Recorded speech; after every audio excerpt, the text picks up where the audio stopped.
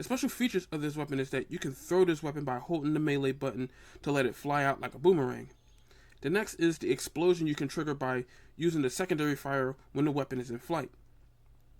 For the sake of this guide, I won't go into the aspects of the stats since they vary greatly based on what the weapon is doing and would take longer than normal and stick to the base stats.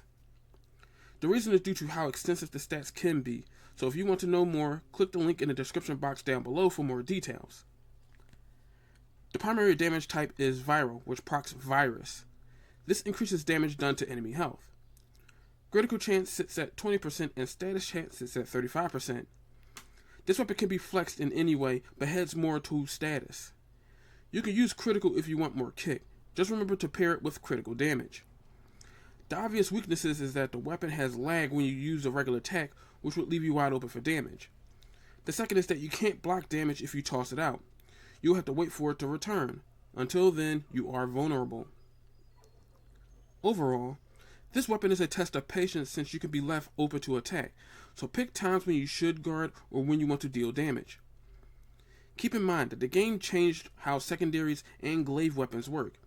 If you have an akimbo weapon, a weapon that's 2 in each hand, you won't pull this weapon out.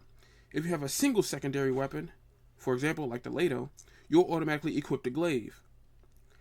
Like I said before, this weapon has stats that cover different ways that you use this. The first is regular attacks.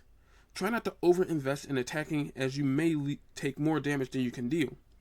Use attack speed mods to limit vulnerability and keep the weapon close to block damage. The second is that when you throw the weapon out, you can trigger an explosion that will damage many enemies in range. Blast range mods can help with this, but beware of knockbacks in close range.